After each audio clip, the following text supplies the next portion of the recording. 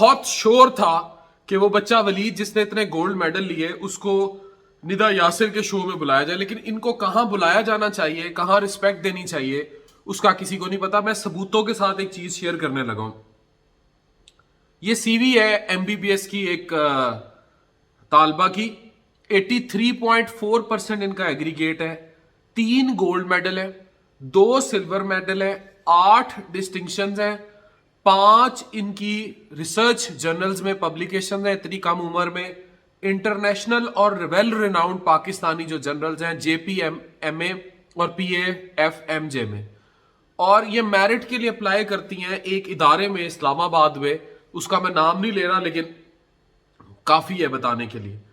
और diagnostic radiology में वो ट्रेनिंग के लिए अप्लाई करती हैं।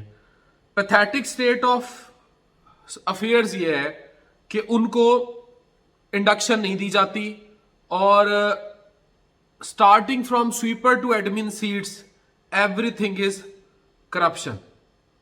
अब आप आए इधर कि ये ग्रेजुएट हुई फौजी फाउंडेशन। मैं अब इनकी ना आपको सारी डिटेल्स बताऊंगा शुरू में कि इनकी अचीवमेंट्स क्या थी, क्या था और कहाँ। ये कहीं और से ग्रेजुएशन, जहां से इसने एमबीबीएस किया, ये था आर्मी मेडिकल कॉलेज रावलपिंडी से, और एमबीबीएस में इनके ग्रेड्स थे 83.5%। ये सब स्क्रीन पे नजर आ रहे हैं। ये ओपीएफ गर्ल्स कॉलेज इस्लामाबाद से पढ़ी, 1100 और अच्छे खासे नंबर लिए एफएससी में, 1100 में से 983। फिर मैट्रिक में 1050 में से 983 नंबर, और गोल्ड मेडल देखें, फर्स्ट पोजीशन इन फिजियोलॉजी, फिर पैथोलॉजी, फिर स्पेशल पैथोलॉजी, फिर silver medal, second professional, third professional, यानी ये टॉप करती रही अपनी एमबीबीएस की क्लास में। डिस्टिंक्शन आई एनाटमी में, फिर एनाटमी में, फिर फिजियोलॉजी में, फिर जनरल पैथोलॉजी में, फिर फार्माकोलॉजी में, फिर स्पेशल पैथोलॉजी में, फिर ईएनटी में, पीड्स मेडिसिन में, फिर इतने सारे रिसर्च पेपर्स में। और इनको कहीं भी पब्लिकेशन है, ये इनकी पब्लिकेशंस की लिस्ट है, ये आप देख सकते हैं स्क्रीन पर, इतनी सारी रिसर्च पेपर्स की। अभी इस बच्ची ने कितनी मुश्किल काटी होगी यहां तक आने के लिए, मैं आपको बताता हूँ। आप अपनी बेटी को भी जाएंगे स्कूल दाखिल कराएंगे, उसका एक सिलसिला शुरू होगा, डेली स्कूल जाएगी आएगी, खुद छोड़ेंगे लेंगे, रक्शे पे जाएगी, छोटे मोटे उसके मसले चलते रहेंगे, स्ट्रेस, एंग्जाइटी, परेशानी। छोटी एज में भी, हमारी चाइल्ड साइकोलॉजी की हेल्थ पे बात नहीं करते, छोटी एज में भी आप सब सोचे, जब आपके बच्चे स्कूलों में जाते हैं, आपका ख्वाब होता है डॉक्टर बने, इंजीनियर बने, या कुछ भी और अच्छा काम करें, तो वो जाएंगे, धक्के खाते रहेंगे, डेली जाएंगे आएंगे। आप अली बे पे ते टे से शुरू होते हैं, ABCD से शुरू होते हैं, पढ़ाना लिखाना, उनकी हर चीज लेकर चलना, ये सिलसिला चलता रहता है। फिर वो चौथी जमात, 5वीं जमात, बच्चे ग्रो करते जाते हैं, आपको पता ही नहीं लगता कब वो मैट्रिक की स्टेज तक, और ये बड़े मुश्किल मरहले होते हैं, ये नहीं इतने आसान नहीं होते। और वहां एक बच्चा मैट्रिक में बहुत अच्छे नंबर ले लेता है, दैट्स रियली ब्रिलियंट। फिर ये जो 2 साल एफएससी के होते हैं, हम हमेशा सुनते आए कि बच्चे ये जो 2 साल हैं ये आपकी जिंदगी बना देंगे या बिगाड़ देंगे। अगर आपने इन 2 सालों में पढ़ लिया तो आपकी जिंदगी या बन जाएगी या बिगड़ जाएगी। फिर वो ये मेहनत करते हैं, इस सॉर्ट ऑफ मेहनत करते हैं, और फिर ये 2 साल जो है वो इनको बहुत टचिंगली लड़ जाते हैं।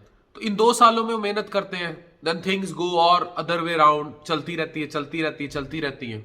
और फिर फाइनली इस बंदी ने आर्मी मेडिकल कॉलेज रावलपिंडी का अपना मेरिट बनाया होगा, पढ़ी होगी एमबीबीएस की, उसमें इतनी डिस्टिंक्शन और इतने मेडल्स का मतलब ये है कि ये सुपर ब्रिलियंट बच्चा था, ये बहुत लाइक बच्ची थी, बिल्कुल वलीद की तरह, जिसको अभी यही सारा कुछ फेस करना पड़ेगा। फिर आती है उसके पार्ट 1 NLE लाइसेंसिंग एग्जाम, और फिर पार्ट 1 की बारी। जब वो पार्ट 1 कर लेती है और इतने मेडल्स, इतनी डिस्टिंक्शंस के बाद, इतने बड़े एग्रीगेट के बाद, उसके पास एक चीज नहीं थी, और वो चीज इस पूरे निजाम के ऊपर हावी है, और वो चीज है सिफारिश, एक तगड़ा खून।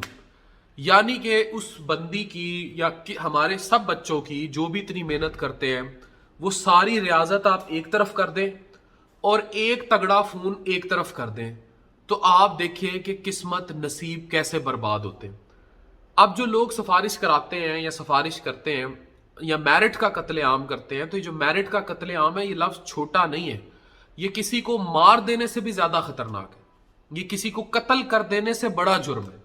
क्योंकि कत्ल कर देने में आप उस बंदे की जिंदगी खत्म कर देते हैं, इधर आप उसकी सारी जिंदगी में जो उसने किया होता है उसी को मर्डर कर देते हैं, उसकी जिंदगी का सारा कुल हासिल छीन के कोई और भाग जाता है उसकी आंखों के सामने और वो बंदा बेबस होता है। दिस इज हाउ मैरिट की जो है धज्जियां बिखेड़ी जाती हैं।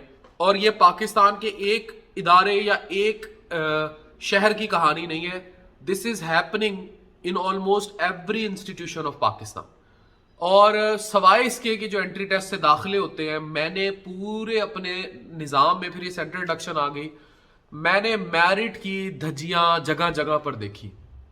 आप सिविल ब्यूरोक्रेसी में चले जाएं, आप कहीं भी चले जाएं, किसी से ढकी छुपी बात नहीं है कि लोअर लेवल से लेकर हर तरफ रिश्वत का बाजार गर्म है। थोड़े से पैसे लेकर या एक फोन कॉल पर वो काम हो जाते हैं जो लाखों मेहनतों, मिन्नतों, मुरादों की रियासतों के बाद नहीं होते।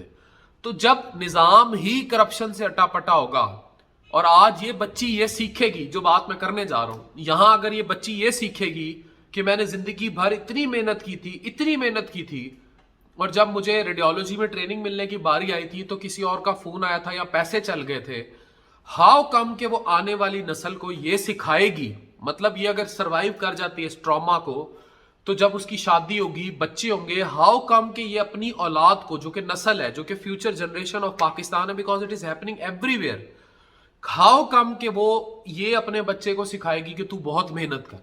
वो अपने बच्चे को ये सिखाएगी कि कॉन्टेक्ट्स बना, वो अपने बच्चों को ये सिखाएगी बहुत सारा पैसा जमा कर, वो अपने बच्चों को ये सिखाएगी कि अगर मुझे ट्रेनिंग नहीं मिली थी और वहां फोन और पैसा चला था तो पूरी जिंदगी जैसे तैसे छीन तान करप्शन करके लूट फाट के ये दो चीजें इकट्ठी करनी, एक कॉन्टेक्ट्स यानी फोन और दूसरा रिश्वत यानी कि करप्शन के खुले बाजार।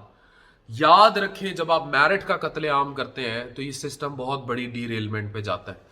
मैं किसी इदारे को बतौर फर्दे वाहिद ब्लेम नहीं करूंगा, मैं पूरे पाकिस्तान के निज़ाम पर बात कर रहा हूं। ये एक छोटी सी मिसाल कोट की गई है कि ये बर्बाद कर रहे हैं हम अपने अपने बच्चों का और अपनी नस्लों का मुस्तकबिल, और सवाल करने को अगर हम पूछे तो कोई जवाब देने को नहीं है। ये देश है अंधे लोगों का, ए चांद यहां ना निकला कर।